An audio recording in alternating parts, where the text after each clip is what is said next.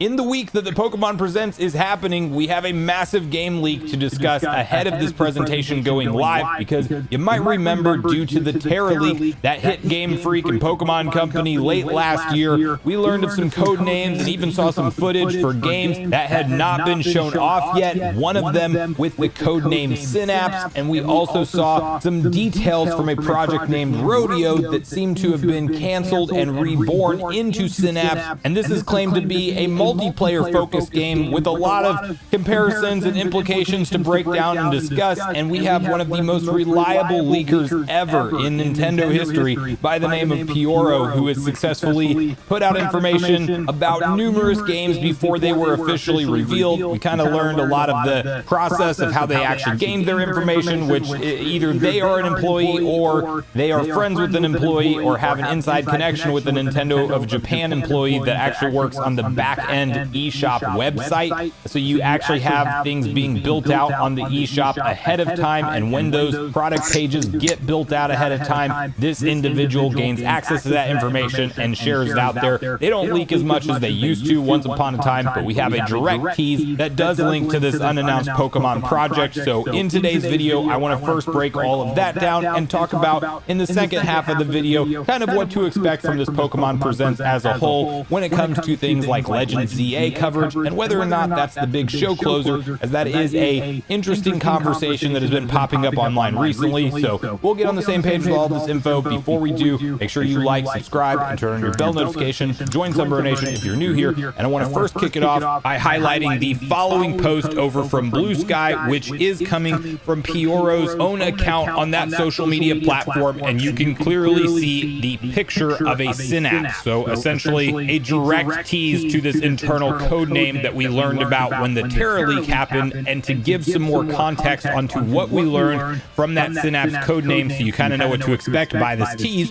you can see this post over from Central Leaks, which kind of hits all the high points of it, where it says, thanks to leaks, we know Pokemon Project Synapse, a new online multiplayer Pokemon game, is being unveiled this week. But what is Pokemon Synapse? The short answer is we don't know yet. We know it's multiplayer and likely being developed by Pokemon Works, the new company set by ILCA and TPC. But we have some hints about it from last year's Terra leak. In the Terra leak, there was another game that fit this description, the canceled Pokemon Project Rodeo. The game is also an online multiplayer game for both Switch and smartphones, and revolves around using Ride Pokemon to defeat rampaging Pokemon. In the pitch document for it, it mentions some Splatoon references for the fact that you can customize your characters and your gun. Yes, it has some kind of gun, and the fact that it's a team-based online game. While Rodeo was canceled, we think that parts of it have been reincorporated into Synapse. What we don't know yet is how different it is now. Now, there is actually some footage that you can go and find online about Rodeo, showing off kind of early gameplay and concept about the game. It definitely does not look finished, but you can see kind of, you know, some trainers riding around on the tops of Pokemon in kind of an open world area that you don't see like a ton of what the gameplay would actually entail in a finalized setting, but that footage is out there and available should you want to go hunt it down. We clearly won't be showing it in this video. Quick way to get a channel strike, but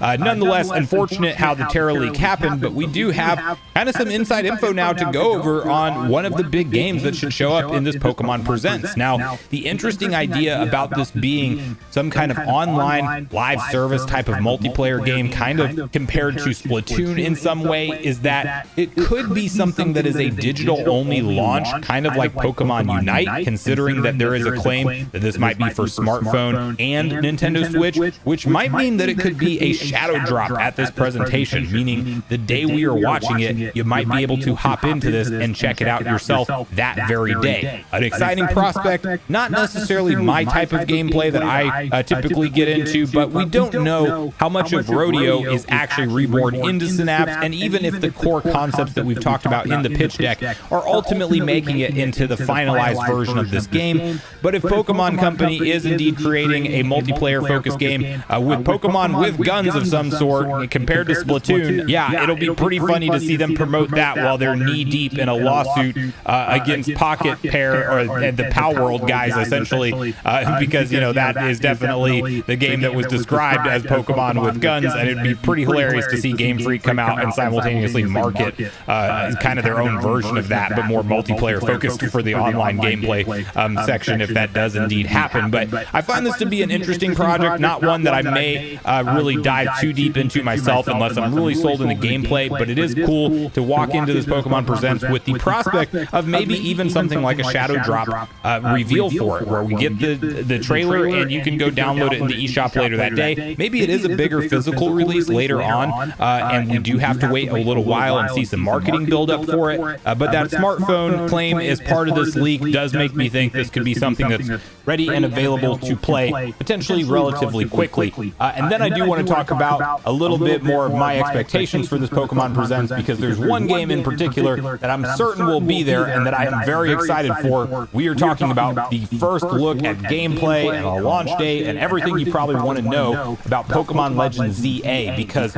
surprisingly Game Freak has actually taken some feedback that they got with Scarlet and Violet and kind of the rough performance that those games launched with, and really remained the same, because while there were some patches, you're still just going down to stupid low frame rates at times, and there's definitely some technical issues, and it seems like Game Freak really does need to develop these games for longer, give them more polished time, and not rush them out with the traditional Pokemon release schedule. And we are seeing them make that change, because you probably are well aware that 2024 came and went without any Nintendo Switch Pokemon content that is brand new, which is really crazy compared to if you look at the rest of the Nintendo Switch generation and how the Pokemon Company has been pumping out content over the years. So I do think that they gave Legends EA extra time in the oven in this case, and I think that's a very good thing, and it will be something that hopefully is apparent from the gameplay looks that we get. But I think we get a detailed trailer for this game. We haven't seen any gameplay yet, just that pre-rendered announcement trailer last year this time, if you can believe that. And not only a look at gameplay, but also the exact launch date for Pokemon Legends ZA is what I'm expecting to show up at this presentation. There are some rumors online. A lot of the Pokemon rumors I've been seeing recently seem to stem from 4chan posts. I'm not saying that those couldn't be accurate, but the chances of them being accurate, it's slim to none in my opinion, so not going to deep dive into those in all detail and everything. But it seems like some people are saying online that June might be the release date for Pokemon Legends ZA. We don't have to wait much longer. Instead of speculating on that, I'm just going to wait to see what the official launch date is.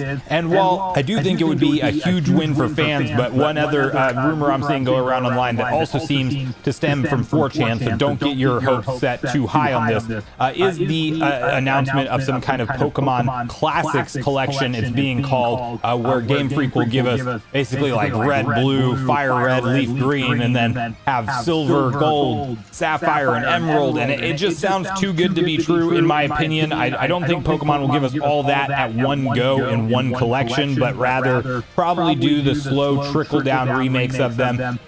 Best case scenario, I'm hoping for another round of remakes to be at this presentation besides Legends ZA, so maybe like a Let's Go Johto game where we do get gold and silver remade in some form, but in the Let's Go format, hopefully not as simplified as Let's Go, and maybe not even Let's Go with the name, but just another round of remakes for that beloved generation. I would definitely love to see that personally. Or Black and White remakes are ones out there that have been rumored for a while that we have yet to see actually have any kind of official announcement. So maybe it's time for a round of either one of those sets of remakes. And I think best case scenario, if we can talk about any classic Pokemon games being playable in their original forms or close there too, I think the best case scenario for that is some kind of Nintendo Switch Online announcement where Pokemon Company finally says some of the big classics like Red, Yellow, and Blue maybe make it to NSO as part of the Game Boy family of systems collection. Obviously that would be a huge win. I don't necessarily know that Game Freak will do it with how protective they are of those particular original Pokemon projects, and really anything in the Pokemon franchise is protected like that because of the resale value of them not being easily playable on today's modern hardware. So I'm very skeptical on just how good of a remake treatment we will see at this presentation, but I do think remakes in some capacity, whether they be black or white remakes or whether they be some kind of Let's Go Gold and Silver based games, like we'll have to wait and see for that, but I do think that those are strong possibilities. And there is some talk online as well that maybe ZA isn't actually the show closer for this thing, but rather we get some kind of first look tease at Gen 10. And I would like to stress that I wouldn't expect Switch 2 games to really be here in any way, way, shape, or form. I don't think Nintendo's allowing their partners to really market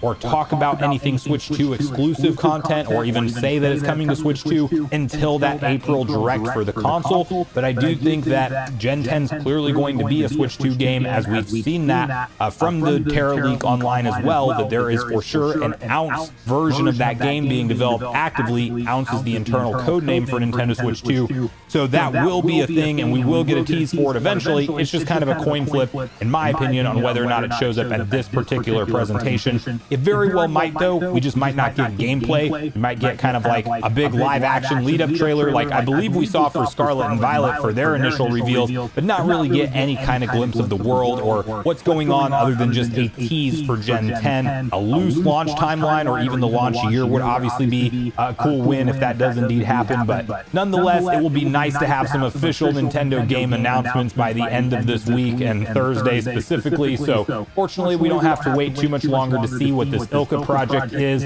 and see if, you know, this new multiplayer Synapse is actually going to be something that's really exciting, or if it's maybe it'll be there for certain gamers but not really appeal to a wide audience. So we'll have to wait and see for that, and see what other kind of surprises Game Freak and the Pokemon Company have up their sleeves for this presents that's happening this week. So let me know in the comments down below what, if anything, out of all the different rumors circulating online, you're most excited for. Would you be excited for some kind of Splatoon multiplayer focused Pokemon game where you're riding around in Pokemon, shooting with some type of gun towards other Pokemon that are aggressive towards you? Or do you like that idea on paper, or would you be more excited for something else? And are you holding out hope for any round of remakes to be in this Pokemon Presents, or do you think the Legends ZA will likely be the biggest Switch game focused on here, and that's really all we should expect? Do you think Gen 10 is a possibility for the closeout as just a teaser trailer or something like that, or do you think we're further off from learning about that entirely? So make sure you share all your thoughts and feelings in the comments down below before you leave, regardless if we agree or disagree. Also, make sure you like, subscribe, turn your notification bell. And with that, I've been Sunbro, you've been Nation. Thanks so much for watching, and I'll see you guys in the next video.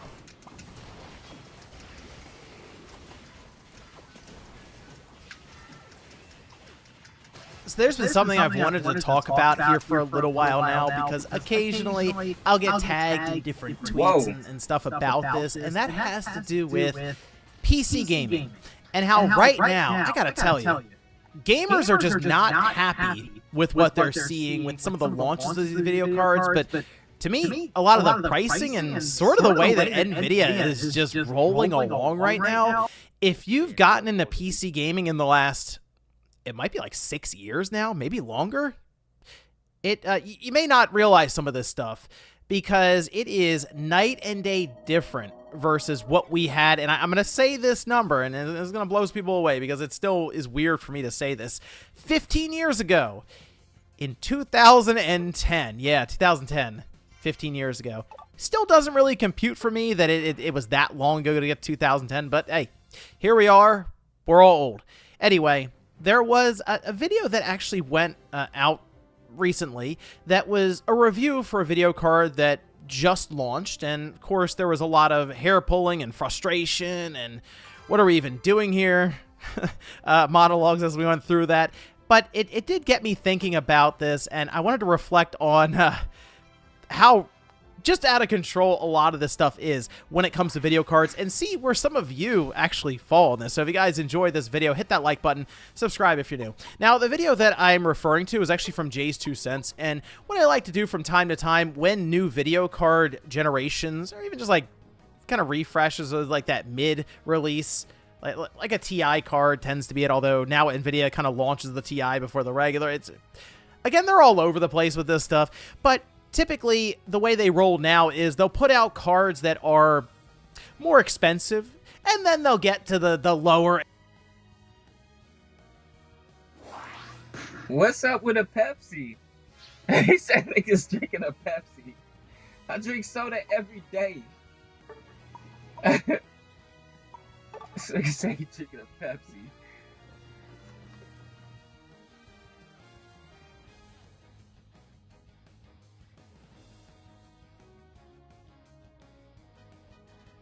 And normal priced cards really is how we should look at it at this time, but it wasn't always like that. While they would have flagship cards, there was definitely a pretty big focus on cards that were more attainable, ones that were geared more towards the mainstream. Although even back in like 2010, 11, mainstream was a bit small. PC gaming now is significantly larger than it was, 15, 20 years ago now. But when I was watching this video from Jay's 2 Cents, he put some charts together and stuff, and I was looking at it like, wow, it really is like that. And some of that has to do with inflation, which I'll touch on from time to time with, oh, this is how much the PS3 was from launch to here it is now, and we'll compare that to the PS5 Pro.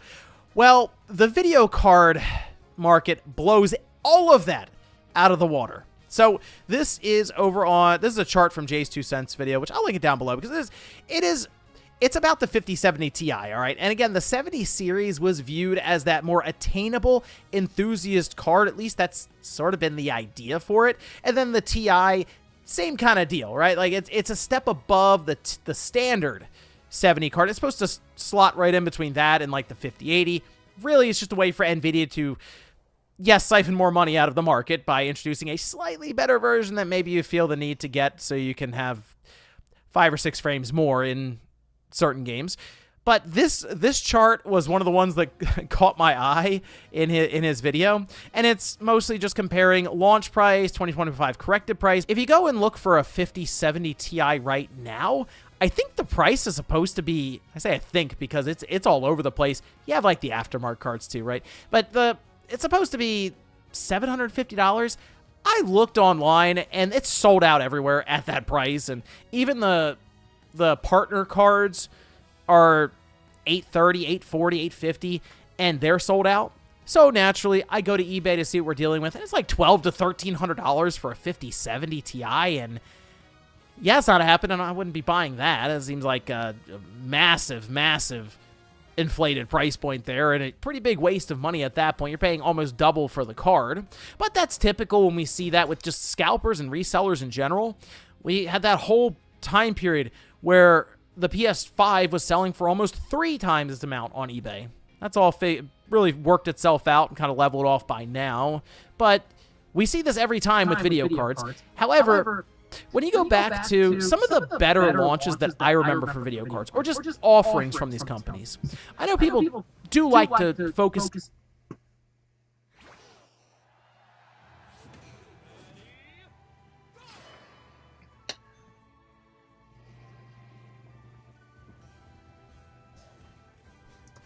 It's like you're sleepwalking or whatever. You just automatically do. You don't even know what you're doing, but you just. There's no way. Like, imagine the box art for that with like the 3 cover arts right on the front from the Game Boy. It's over. Yeah. Oh yeah. That'd be done. Yeah, that'd be good.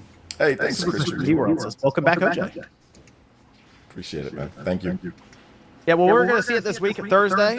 There's people still holding out hope for a direct. I don't know what to tell people. RGT is stressing me out. Like, constantly he's like, it's gonna be tomorrow. You gotta get up early. And then I get up at like fucking 6. Yeah, he's messing with you. I get Hold the line. You gotta hold the line. At 6, and then I'm just like, there's literally nothing happening right now. Hold the line, Josie, like the Xbox guys. Hold it. Hold the line. Constantly. And then you play Fortnite at 6 in the morning? I go back to sleep until like 12 because I usually go to bed at like 4, so it doesn't work out. You wake up 2 hours after you get done I know, like all your college stuff. Bad. Josie goes to sleep and wakes right back up. I wake Her head up. hits the pillow and she's out 2 seconds later. Yeah, I check Twitter and then I go, oh, nothing, classic, and then go back to bed. Man. Every time. There you go. Well, RGT's ass is asleep. Fully. Oh yeah. That motherfucker hitting. I don't know, but sometimes he tells me stuff and then it happens, and I'm on the, I don't know. Yeah, he's got you schmixed. That's what he's doing. He just needs to get a couple right that he can basically line you for 80% of the time going forward. It's the cross up like in Street Fighter when they jump over your head and you think you're gonna block. Well, yeah, they hit you in the back of the head. It hits you. It's a cross up, Joseph. It's a cross up. You can't do it. Well, people still holding out hope for a direct this week coming up. I don't know. Maybe you'll get some Twitter announcements. There you go. I don't know why they would do a direct the same week as the Pokemon event. Because they hate us or they love Quite us. strange. One of those two. But I guess the Kirby Planet Robobot still has to at least be shown somewhere. But that feels like that Twitter announcement where you just wake up and there's Kirby. Okay, Fine. fine. Next month. There you go. Yeah. Okay.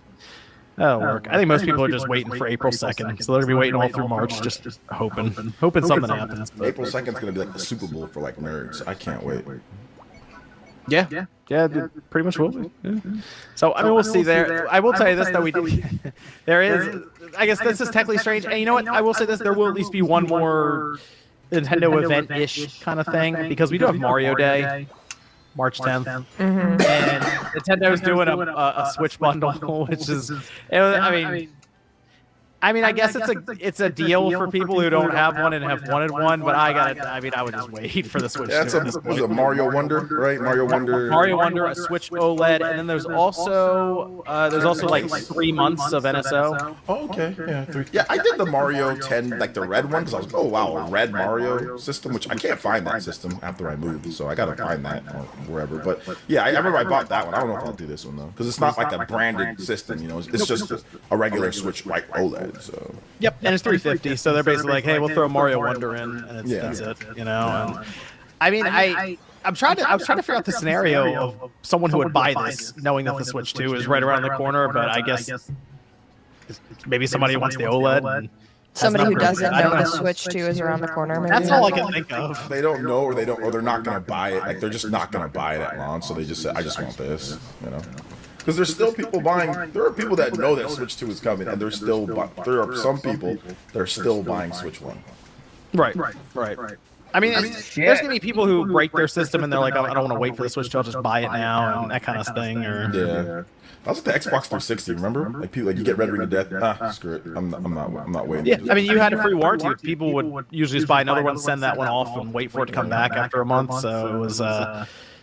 Yeah, that was a lot of 360 that sold just to the same person over and over again. Yeah, I bet because you had that store, right? So I bet you guys got like a million of those. Oh, we had Red Rings stacked up like crazy. At one point, we were buying them by like the pallet, and the systems we were getting Red Ring systems for like $15 a pop, and that's when the 360s were like $300 each. Just you buy 100 of them at a time, and they you figure out what each cost was after the lump sum. It was crazy. So that's my life. There was a year of my life was just going into the store and fixing like 8 360s in a day and then leaving. We need somebody to draw a picture of John with just 360s stacked up in him. Dude, it was like the Home Alone or something. Dude, we need somebody to have that picture. It was 360s all day, every day. That's all it was. Or you jump into it like Scrooge McDuck. It's like you jump into like a 360 pit. Yep. It was like that. Yeah, it was crazy. You're stacking up with like towers of them. Man, that was nuts back then. And people actually came in and bought like games at the counter and stuff. They weren't just downloading them all the time. It's a different time. Different time. I still go buy physical games. Hey, shout out to Fransby gifting 20 Spawn Wave memberships. Yo, may or may not be Todd Howard. Yes, sir. Fransby, what's good, baby? Good stuff, man. And Nintendo says, hello there, lovely people. I wonder what that could be about. That's weird. I don't know what that's about. That's really strange.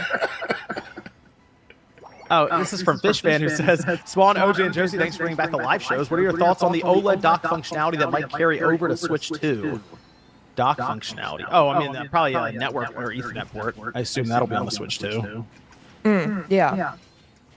Yeah, that's. I mean, I think the USB ports and stuff. I think all those inputs are going to be the same as well on the Switch 2, is what people were saying.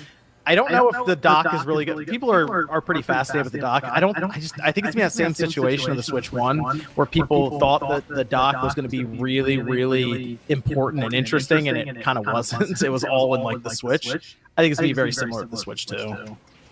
So Yeah.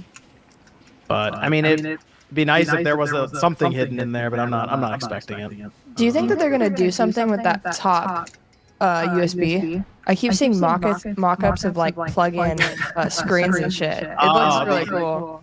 Everybody has all these visions of what that top USB port's going to be, and I have a feeling Nintendo, like when they were working on this thing in R&D, looked at, they may have looked at some of the other devices that are out there now with that, and they're like, damn, you know what? Let's put a top port there so people can charge when it's standing. Yeah, that's also kind of my thing. Yeah, That's what I'm thinking. Charge it while it's So, Now it would be cool if they said, "Oh no, that's how we're going to do the top screen, and everyone and we're going to move DS and 3DS to this thing." Yeah. That would be cool. that'd be cool. Because in a way they'd be able to kind of sell you sort of another Switch again and a screen, but I wouldn't count on it. Although if they released a bracket where you have to buy a whole other Switch to do it, you have to put 2 Switches together. Oh my god. Okay, that's too got crazy. it. It's gonna That'd Yeah. be great. That's huge. yeah, that'd be too big. I like the idea. I like some of those mock-ups. Like in a perfect setting, and they want to try it, I would buy it absolutely. But Yeah. I don't know it seems like there's a lot that would go into that. I wonder how much that would cost, like just for the screen. Like $150 minimum, Yeah, 200. at least like 150 probably. Perfect Image says Game Freak should make a Yu-Gi-Oh. That'd be a crossover. Brady says need Shuhei Yoshida versus Jim Ryan on the podcast. Just duke it out. Shuhei was just talking, man. He just let it flow. He was all over the place. It was crazy out there. Talking. Let's see, we do have update in Call of Duty actually. Josie, you play Call of Duty? Not much. Am I frozen? Yeah, she's paralyzed by Call of Duty. No. Oh, your video is. Is my video actually frozen? Fuck. At least Just did it on the thing last time too. Yeah, it is. Oh, now she looks surprised. Hold on, I'm shocked. I'll be back in a sec. That's fine. That's good. You play Call of Duty, Josie? Not too much. I was playing the campaign for a bit, and then I sort of fell off and have started playing Donkey Kong Tropical Freeze again. So not super, but Well, they did an update, and part of the update was a new level, and it's actually kind of cool because the game now is they have Teenage Mutant Ninja Turtles in the game. They moved them in. It's like a whole collaboration. So they did a skate park. That was the idea for the new level. Well, in that skate park, which I think it's called like Grind Rail, or it's Grind something, I'm referencing obviously skateboarding. Well, in that level, there is a sign that appears to show March 4th, 25, or 3/4/25, and it looks like with the Tony Hawk the game, Tony Pro Skater the game website now has a countdown. Seems like we're getting a new Tony Hawk game. very hype.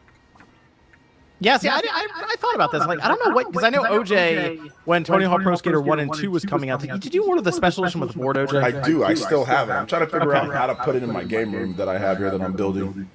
So I was gonna say, I remember you bought the whole like special edition, the board, everything. Yeah. This is one of those things where I do see a lot of people who are mentioning it, like they're really excited for it. And I think the most recent one and 2, is the best-selling one. I think it sold like 2 million copies or something, and they said that's the best-selling one in the franchise. So it's funny, I see a lot of excitement, and I'm like, I wonder if it just doesn't seem to add up to the 2 million that I see sold lifetime for that. It feels like it should be more just based on how many people are excited for it. But it seems like 3 and 4, 3 plus 4. Those would be the next one, obviously. It makes sense. I know those are better, I guess, but I don't have the attachment to 3 and 4 as I did 1 and 2. Yes. I was skating. I skated more than 20 years ago. I used to skate hardcore. I used to go and skate and try to get sponsored and all of that. So I was really into it when it first came out. I think the first game came out, was it 98? 97? The first one came out in, it was 25 years last year. So it'd be 99. 99. So I was skating in 99 all the way up until like 2000, like 2005 or something. So I really liked Tony Hawk's Pro Skater. Like I identified with it, you know? But by 3 and 4, I had already kind of stopped, you know, and was doing football and doing other things. So, like, I didn't play them like that, you know? So I wouldn't be as hyped for 3 and 4. Not that they're not good, but I just wouldn't be as hyped for them because the nostalgia just isn't there for 3 and 4 for me. Although I did play 3 a lot. But it's just not there like 1 and 2 was, you know? 2 in particular was like one of my favorite games of all time. Like 2 was huge. When that came out, it was crazy. It was mayhem online. Back then, even way back when we had the message boards going crazy. The forums were lighting up on how to do tricks and oh my gosh, and like all this different type of stuff that you can get and the secrets. People would make fake characters that you could unlock. It was just oh my gosh, it was crazy. Yeah. Spire Joe's online. Yeah, there were message boards back then too. Oh yes. There were a couple. There were a few. There's that video I did where I went back to like the old days, and that message board goes all the way back to '98. I didn't go that far back, but yeah, people were posting back then on dial-up connections. Some may have been posting on the Dreamcast even actually. I used to go on this in '99 website called Game Revolution, and they had like a little chat room. You could just go there and talk all sorts of smack. It's like Twitter, but just like way more ghetto. Like, and we used to go there and say all sorts of stuff there, and yeah, it was fun. It was new, right? It was different, like compared to how it was. Like, you know, usually you have to be like right there in the same room as someone, but now you can do it over there.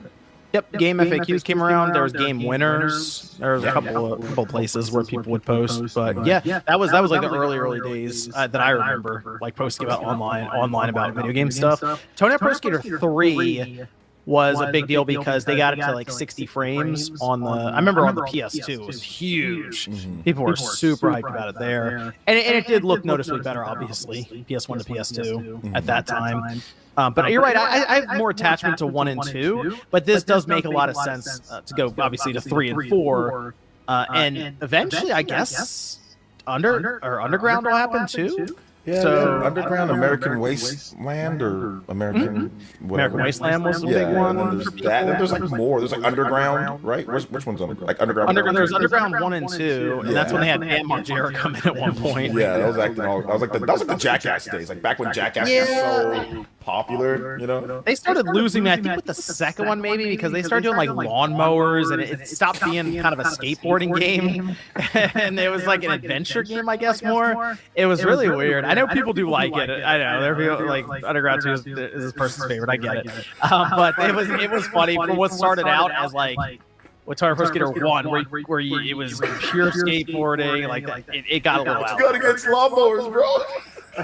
I'm just saying, I was like, I got the new Underground game, and it's like, all right, start your engines. You're driving around on the lawn. It's like, oh, okay. So, yes, yeah. That was very popular. John hates lawnmowers. I want to put that out there. John hates lawnmowers. The lawnmower hates me. Don't worry. Josie, okay? This is such a random thing to say. He's like, oh, there was lawnmowers. Why? It was weird. It was strange. I don't know why that's so funny to me. It's not that funny. Like won't grab my camera for some reason. Okay, you're all right. You're all right. I'll be a voice. Surprised at everything I say. I'm shocked. Okay. Joseph, do you have anything against lawnmowers? I just gotta ask you real quick. Well, I think they're pretty chill. Okay, cool. So you're better than John. Did you play any of the Tony Hawk games back in the day, Josie, or even now, technically? I did. I played the one on the Wii that had the board.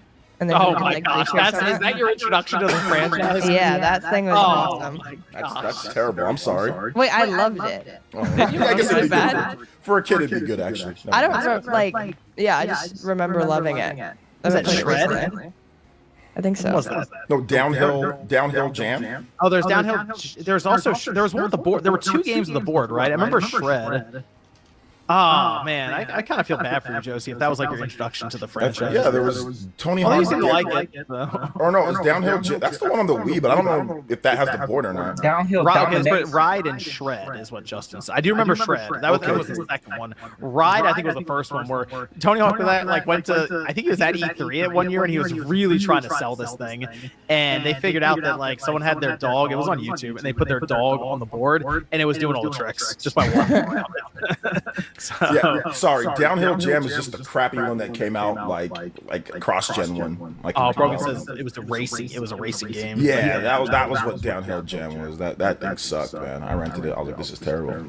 I played one on the PS3. I don't remember what it was, but maybe I remember liking it a lot. Yeah, I thought that one was pretty good. That was like the more like realistic-ish. Yeah, I remember just like skating around in kind of an open area and having fun with it. Project A. Yeah, so if so when they drop this, I assume what's going to happen. Here's like the order of events. I think on the 4th of March they're going to announce 3 and 4, and I think that'll probably. I don't think that's getting Shadow Drop. I think that's a few months out. Maybe that seems like a good summer game, like a nice June, July game. And I think they put 1 and 2 into. I think that goes into Game Pass. Like I don't think it's in Game Pass right now. Which am I wrong? I'll double check. If that's not in there, they'll drop it in. If it is in there, you should download Josie. So either way.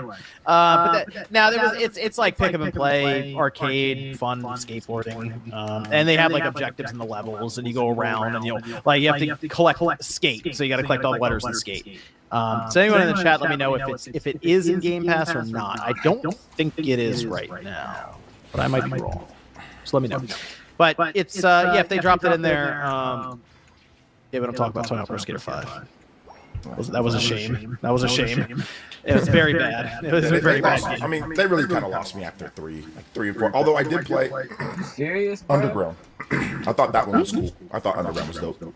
Yeah, when they did Underground, the first one, that was good. You like made your skater and you rose the ranks from starting out riding around in the neighborhood up to like being pro skater. That was cool. Yeah. I would recommend that, Josie, if you get a chance to download it. It's not a big game or anything, and it's immediate. There's no story or nothing. You make your character, or you pick an already made one, and they just throw you into the level and you skate around for a few minutes. Okay. Yeah, I really like. I played I don't know, some BMX game really recently, and I loved it. So.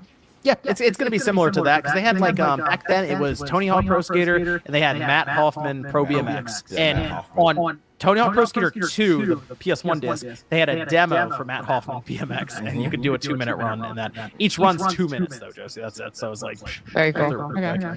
So yeah, I'd recommend downloading, give it a shot if it goes to Game Pass. Could look now, but I would assume that's the announcement, is it's going to be in there, and that they would 3 and 4 probably coming later this year. So I'm looking forward to that. I will get it right. What's interesting is it's being done by Iron Galaxy. So I was not expecting that because Vicarious Visions got moved to Blizzard Albany. I thought they would have just had a Blizzard logo on this thing. But now apparently it's Iron Galaxy, who had their own issues recently. But from what I heard, they've been working on this thing for a couple of years. So I'm not sure. I don't know. I guess they'll talk more about it when they reveal the thing. That maybe Iron Galaxy is doing work on it. So that's good though for the future of Tony Hawk if they are continuing it. Tony Hawk seems really on board. He posted on his Instagram about it. There's a pro skater that talked about it on the Breakfast Club randomly. Wow. Like, oh, in this video game for Tony Hawk, it'll come out later this year. It's like, all right, thanks. We weren't supposed to announce that yet, but good to know. Cool. That's how it's been with these skate games. Like, we found out about the new skate game that they're gonna do from like a musical artist like months before they announced it. So. The video game world is secretive for some reason, and no one gets it outside of gaming. They just talk about stuff. So let's go over to while we're here, let's talk about the Nintendo Gold Points real quick. The rewards are ending.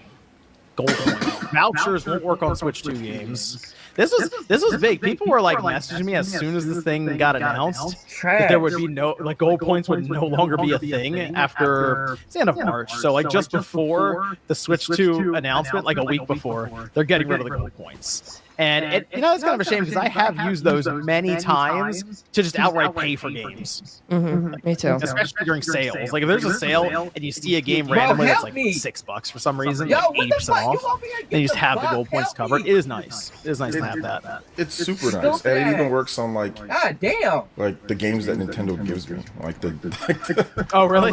Yeah, it works on like the review copies. It works on like that. So it was like, yeah, I just got it was just like free, which was pretty cool. So it sucks that it's ending, but I'm guessing that they're gonna do something for Switch 2, and they want people to start buying stuff on there. That's my only guess why. But even if not everyone's gonna migrate over to Switch 2 initially, so it sucks that they're not gonna have that reward system, for however long you play the Switch 1, because there's still gonna be people playing Switch 1, even after Switch 2 comes out.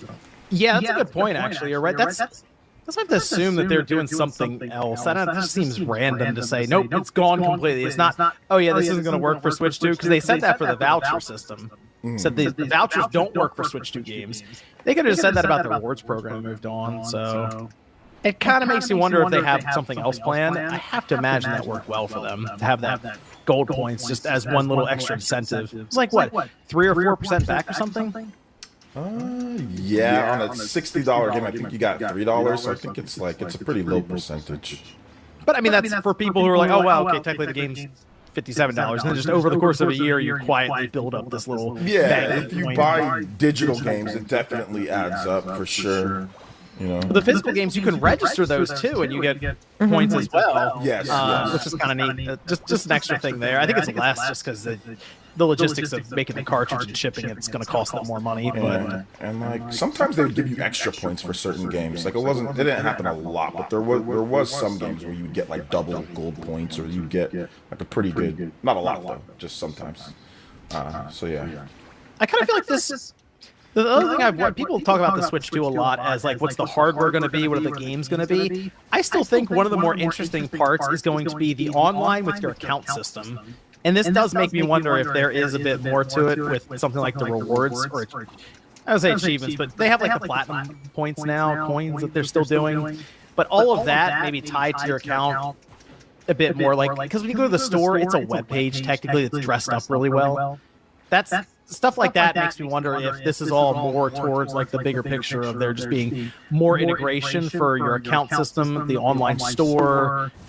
Again, like I would say achievements, but something that they would kind of work into where you get points in this case for buying games, or maybe for doing different accomplishments, we'll say, in games, stuff like that. Just tie it all together. Yeah, I'm hoping they do, because that web page is laggy. And like, you know how where you go to like unlock, like use your points to unlock like different avatars and stuff. If all that stuff was integrated and faster and just like integrated better, plus like their little weird custom achievements that they have, like play this game or do this thing and you unlock this, like if they could tie that all together and make it more, I think that'd probably be pretty cool, you know. But it's just, you got to go to a separate thing. Like you have to go to a little Nintendo Switch icon, like Nintendo Switch Online icon, and then you got to go from there, then like press the button over and over and do stuff. So I'm hoping they actually integrate that better. I think that'd be kind of cool. Just quit. Yeah, that would be my hope, because it needs help. Like that's the biggest thing I noticed about the Switch is it's just slow in a lot of the menu systems now, and that happened with a lot. Like remember the 360 when it first showed up on the market, super fast. Like the blade system, it was just jumping around, no problem. Then they kept doing a little more and a little more, and eventually get to the end, and it's like, man, this thing is kind of slow to get around. Well, the Series X is pretty good. Now I'm just talking about now. It's pretty good, right? Oh yeah, it's pretty fast. But yeah, I remember when they would update it, and yeah, it was slow compared to the blades. But the blades was so simple, you know, it was just, you know, whatever it was. I did play the game. Yeah, I liked it though. I did not hate the blade. I thought it was cool. I thought it worked well for what it was, you know, at that time. Yeah, I think Nintendo in general, with a lot of the stuff they're going to implement in the system, I have to imagine the OS itself is going to be much faster. And that's funny because technically it's fast now, but just when you go to the NSO icon, for example, it'll jump right to the page. It won't be, okay, hold on, we're going to load, black screen. Okay, now it's back. Hold on, there's something spinning. We got to wait a little longer. It's kind of like when we went from the PS3 to the PS4 and they had the storefront more integrated and it was a bit faster to jump around. I went to the PS3 somewhat recently, like a month ago, and explored it a bit. It's pretty slow. But like, I remember the PS3 just being terrible. I remember going through it and being, because I didn't do online like we use like an app. We didn't have app. I don't know if there was apps or web fronts, because that's what I do with the Switch. I don't even go on my Switch anymore because it's bad. So, but the PS3 we didn't have that, so you had to go in there and like type things in. I just remember it being really slow, from what I remember when I was buying games on PS3. So, yeah, that's one of the big things I'd like to see them improve. Just quality of life is just navigation of the online, and maybe then that would allow them to implement. I know people want Miiverse back or some kind of community thing so much. The C button. The C button. John. Community. The C button. It's gonna be something. Bro. Chat. Community. C-verse instead of Miiverse. Communityverse.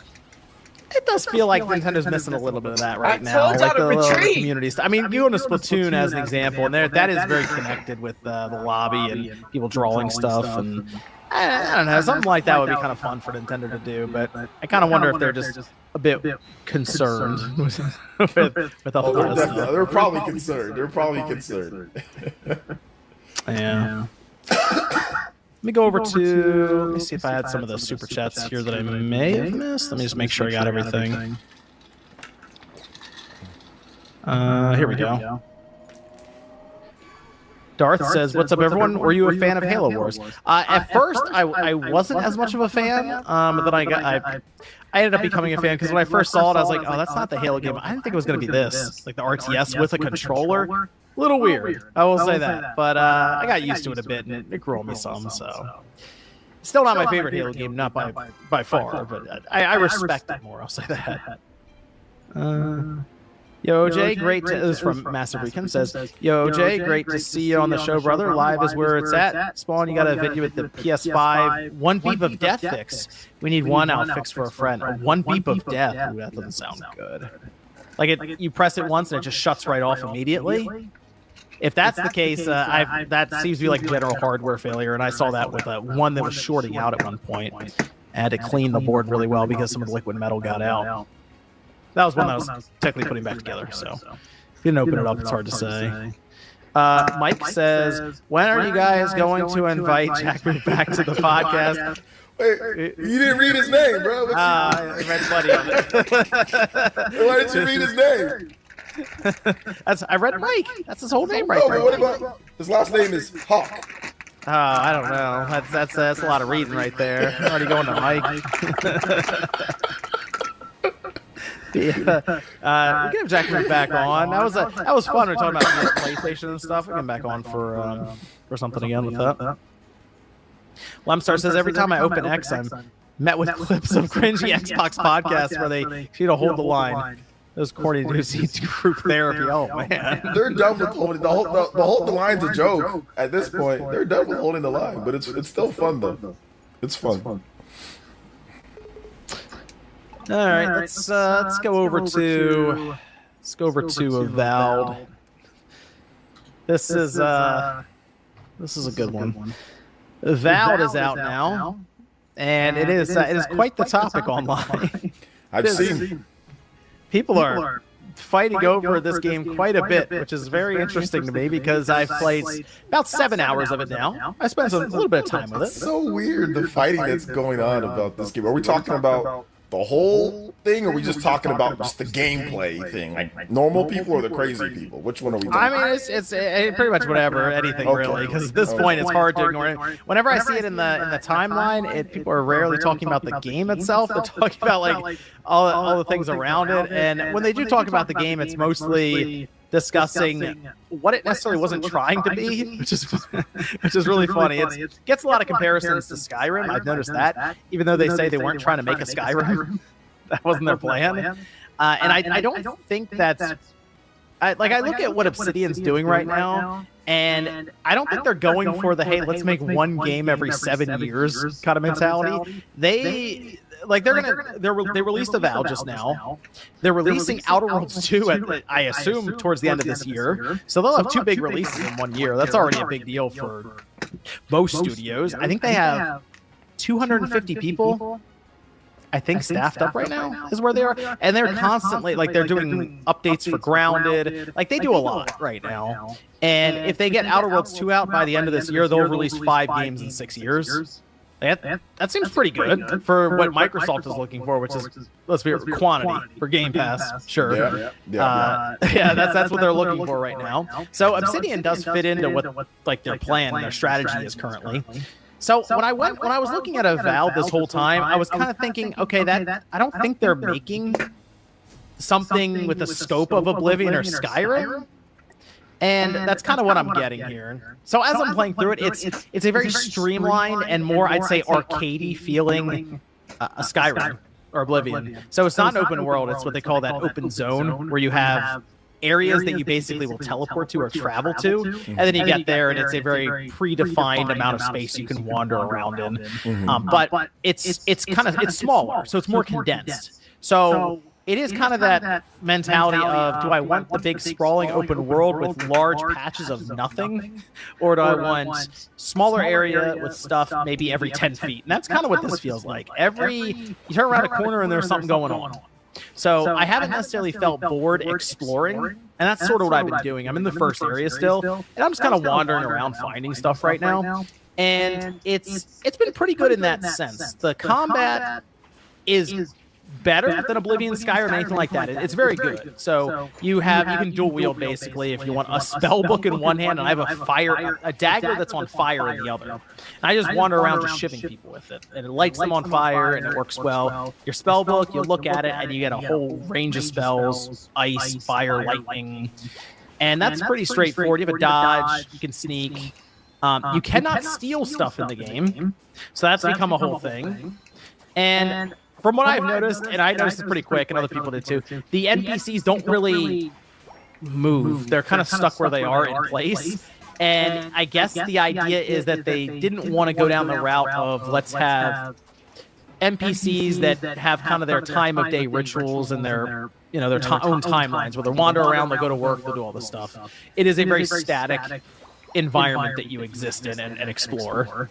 I mean, that's, and I think the problem is because it seems like people were expecting, even though they never said it was going to be that, people were expecting the Skyrim type of thing, but it looks like it should be that. That's the thing. But if you play JRPGs, that is literally everything in JRPGs. They don't some JRPGs will have it to where they have their routine and do more like Skyrim, but most like Metaphor is awesome, right? And it's just the people just stand right there, or they might walk. One lady just walks around in the kitchen like in a circle.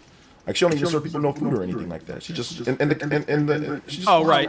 Yeah, she just walks around in the first big area. She just in the tavern. She just walks around in a circle in the kitchen. She's not even serving. She's not doing her job. But yeah, I mean, like I looked at this and I thought that the controversy was kind of silly. I guess maybe because the game is $70. Is that why people are kind of like up in, like if you buy it, it's Game Pass, but if you buy it, it's $70. Is that why people are kind of upset? Maybe. I guess I would say it is an above average game. People are saying it's like the worst game they've ever played or something. It is a fun game. Like the worst game. It's got like a people are saying it's terrible, and I'm like, I don't see that. It's pretty good. Like I'm playing it, I'm having fun with it. I will say this: the dialogue of the characters, I just don't really care much about the characters that I'm interacting with. So there is that, okay. But I'm not the biggest immersive sim person. Okay. So I do kind of appreciate a lot of the quality of life or fast track moments. For example, you do have I have a gun as well, like a big rifle. And when you fire it, you don't have bullets. It just takes away from your stamina. You just wait for your stamina to charge back up. So in my mind, I'm like, okay, that means I don't have to go look for ammo all the time in what might turn into kind of a survival situation. Salvage. I don't have ammo. Like that. Yeah. So in that sense, I'm like, okay, that just kind of keeps things moving, consistently. So that kind of stuff I don't mind. In fact, at times I prefer it. Whereas when I played Kingdom Come Deliverance 2, which I do recognize is a very good game, but I also understand it's not really one that I'm as into because it's just not. It's not lining up with what I want because there's so much stuff that you have to account for. Yeah. For me, when I'm playing a game and my character starts getting hungry, it's like, okay, maybe this isn't my game. It's like I already got to worry about that in real life, man. I gotta. Yeah, I'm not a fan of the hunger. I like the Hunger Games, but I'm not a fan of the hunger. The games and all that. So yeah, I agree. I've never been a huge fan of having to like eat or like sleep or kind of. I mean, unless it's like relative to like a certain aspect, like if it's like control. But if it's like all the time, my dude's always hungry and stuff like that. It's like I'm not big on that. But yeah, like. From what I saw some pretty cool stuff. There's like this one guy, this Xbox dude on Twitter. He's like constantly finding out like different things. Like you can like make like an ice spell, then like walk across like water when you make like an ice spell. Like you can like walk on the water, like different things like that. So I'm guessing like there's some cool like creative things that you can do like with the combat or with the spells and stuff. Yeah, so there's interaction with different elements. Lightning, for example, you can throw it in the water and it will just shock everyone who's standing in that pool of water. Fire, people will light on fire, but it doesn't have. People were noticing that there wasn't as much effect, say, on the environment around you. Like if you set things on fire, it won't actually spread. So I understand that aspect when I see people mention, hey, it's missing elements that I remember from this game from 15 years ago or something. I'm like, yeah, I get that. But they're clearly, this is that situation that I kind of think of with Insomniac at times where they understand that there is a limit to the scope that they have internally because they have to be on to their next game to make. And it's like, we can keep this thing in development for another 4 years and do all that stuff, but that ends up being an 8-year project. It's like, how much money and time are we pouring into this thing? Kind of thing, Yeah. No, I think if the game came out, if it was cheaper, I think people would probably chill out a little bit more. I thought about that a bit. Yeah, like if it's a $50 game, maybe Yeah, that it's would. like a 50 because they're comparing it to Skyrim, you know, and like the problem is that comparing it to Skyrim was like this crazy game, you know what I'm saying? Like Skyrim, they thought of everything, and it took them how many? It took that was like a big 6. Oblivion came out in what? In 2000. That was the year after 360. It was like 2006. Like, Yeah, it was and then like Skyrim 4 or came out 5 in months after. 2011. Yeah, we're So- still waiting for 6. Yeah, so think about that. This is the 360 days. We got 3, or the 360 PS3 days. We got 3 Uncharted games in like a span of like 5 years or something like that. You know? So back then you could get games like we got games way quicker. We got Mass Effect 1 through 3 from 2007 to 2012. Like that never happens in today's day. So Skyrim had a development period that was really long. Like you see in today's day, Skyrim had that back in the 360 days.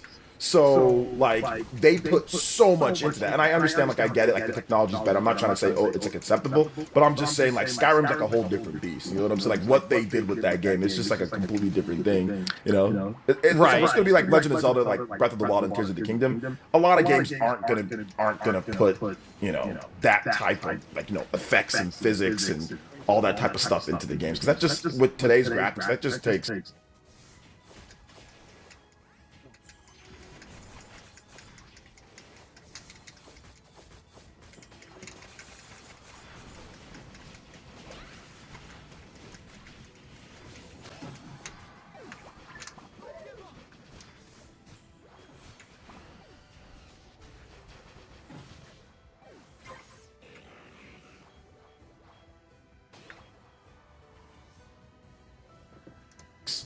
That takes a long time.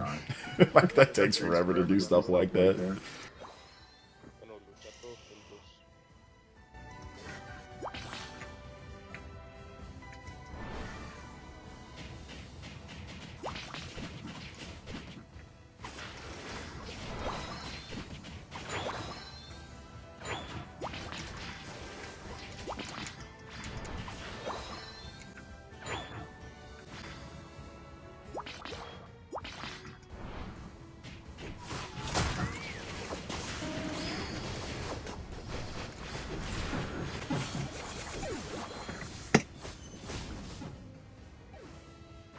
Es que están los 5.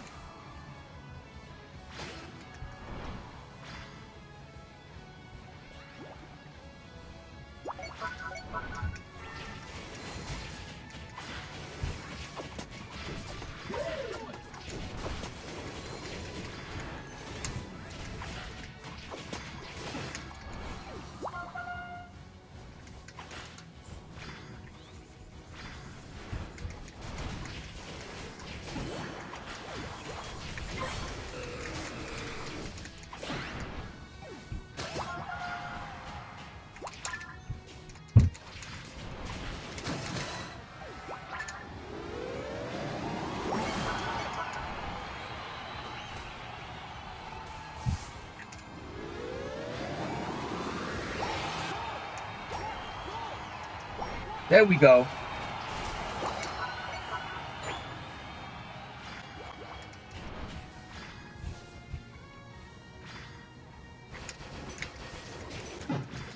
Don't care one. Bitch. But I get it. I get why people are upset, with some of the things, or maybe if they expected more. Like I completely get that. Yo, Jordan, you want to jump in? Whoa! Yo, Jordan, what? Whoa! I picked a good night to be here. Yo, let's go. You can get Jordan in. Can happen. Let me drop you a link, Jordan. I just ran around my house like a maniac to reset the router. I reset the router, I pulled out the fiber cable and put it back in, and then it was... Wow. Are you at school right now, just or are you? Or are you? Well, I'm in school, but I'm like at the place that I kind of live at. But okay, like, yeah, you explained that situation. Okay, I remember. Yeah. Okay. Well, I seem to fix it. It has. We have really good Wi-Fi when it works. It's just like the most inconsistent thing in the world. When it works, it's good. It's like the light in Nigeria when I go there. When it works, it's really good. But a lot of the times, it doesn't work. So it just cut out. So I will say with Avowed, something that is very good. I just saw someone mention in the chat as well. I was about to mention it. Is the traversal with the parkour is pretty good. Like vaulting over stuff, you don't really have too many limitations with climbing. So if you jump next to something that has even kind of a ledge, your character will pull yourself up. And so getting around is much better than Skyrim and Oblivion and those kind of comparisons. Yes. So that's probably the strongest part to me about it is most like just exploring the world. The game, looking around, finding stuff. The game, like the combat in terms of how it looks kind of better. Like just like the visceral feel of it. From what I've seen, I haven't played it yet though. Yes, it does. Oh, look, Jordan Fringe is here. I think. Jordan, my man. He's getting back of Yu-Gi-Oh is here. Okay, that's fine. Shout out to Yu-Gi-Oh. And visually speaking, it also looks good. I have it on the Series X, and it runs at performance 60 frames per second, but it looks good. Like it's Unreal Engine 5 as well, so it's not one that looks all blurry or Vaseline smeared. That's common for some of these UE5 games. So I think all things considered, for what I was expecting out of it, it's about right. It's not. Oh, whoa! Sorry, I didn't want to interrupt. Hi, there he is. What's up, Jordan? What's going on, guys? How much of Avowed did you play? I downloaded it. To start, I have not downloaded it. Yeah, why can't I have Infamous 2 to replay? I don't need to. Infamous play 2? You fired the PS3 after that? Infamous No, I was doing. I was streaming it from the service. I was trying that out, see how it worked. Okay. How's that It's going? really good though, so I don't blame you. It was working out well. It was playing good, so it was a nice time playing that. And that has my interest over Avowed currently. So I'm making this back. Yeah, I would say Avowed being on Game Pass does help for most people, of course. And hey, I'll be playing through. Apparently, it's like a 30-hour game, so 7 hours or so. I'm working through it. We'll see. Apparently, the other area is pretty good too. Sean's in like the third area right now. He's like rolling through this game. So I wanted to see what his thoughts were on it, wherever he is out there. He took the first like 20 minutes of Game and Talk to talk about it the other day, actually. So I had a whole slot open right here for him to talk about it, because he's like, I talked about it for a good chunk of Game and Talk. Like, all right, you know what? I'll have Avowed. It'll be there. It's like, cool. Now he's gone. So we may have to check on him. Nick's lost by like 40 points yesterday. We got to make sure he's all right. Did you check on him? Was there raisins involved? Make sure there's no raisins involved with this guy. I'm telling you. Man. Oh, okay, never mind. Here we go. Okay, good. Gene, I got you. wow, what a squad tonight! Shout out to Gene. Gene coming through, man. I think Gene. Now you know what it is. I think people do actually want to talk about Avowed quite a bit, because it is such like a contentious topic right now online. About I saw videos from people with really got you, Gene. text on the screen that said it flopped and its sales are bad. That's what I saw on Twitter. So Those people are usually really highly educated as well. they are usually. Tradition. I think Avowed. college repellent for a lot of those. High school repellent for some of them.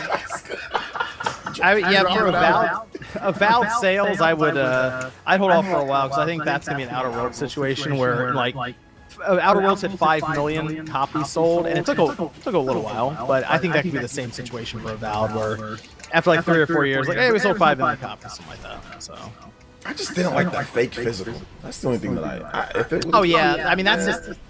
I hate to say it. That's just. I don't think there's a disk drive in the next system. I just didn't like that. I probably would have copped it if there was a real physical. Because I was like, oh, there's a physical. Oh, but it's a code in the box. So I'm like, eh. Okay. I think. So that was my thing. Yeah. Because I buy like the Skyrim and stuff like that. Like I bought like every version of Skyrim. I bought like what was it, Oblivion. Like I bought all that crap. So. Gene's on the way. Gene's on the way. How you been doing, Jordan? I've been good. How's everyone been doing? Good. All right. It's good. You dealing with the whole Pokemon TCG thing right now? I saw people fighting in Costco over it. Yeah. It's definitely. I mean, I feel like this happens.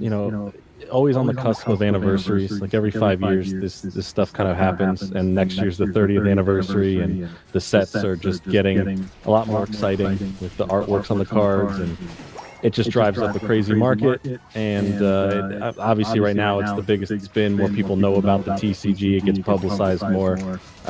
This isn't anything new. It's just louder, and it's annoying. It definitely pushes you away from wanting to even collect if you collect or play or anything.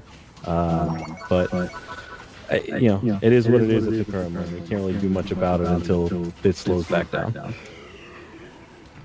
Okay. Yeah, we were doing Click R3, and Ryan was trying to buy these Magic the Gathering cross Final Fantasy cards. Oh, jeez, that was going crazy. They're so pricey. Yeah, he sent me a link for the Amazon ones he was buying. I was like, my gosh, dude, these are crazy. They're like $20 on like a Packers. It was something crazy. Oh, Hey, there's Gene's here. Gene, what's up? Hold on, let me retweet you guys. Oh, we got a full squad now. It was only let's go. Hey, there. We got a basketball team right here. We got a 5-on-5. We do. What's up, OJ? What's up, man? How you doing? Happy Xenoblade Chronicles X. So Launch soon, I guess. It's about the way. I already have the name. That's crazy.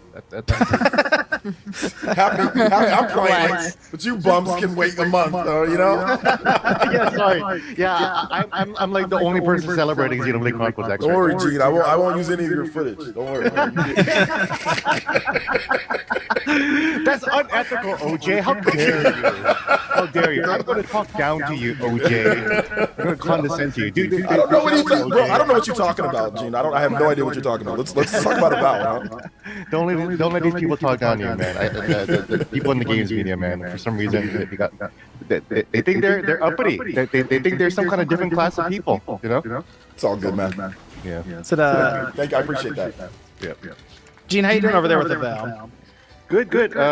Finished Avowed. I'm actually playing my second run, actually. So. Oh, you're going through it again. Going through it again, on top of balancing, of course, Xenoblade Chronicles, finished Pirate Yakuza, playing Monster Hunter Wilds as well. So it's a busy time. I'm probably not going to be able to finish Monster Hunter in time for review. So.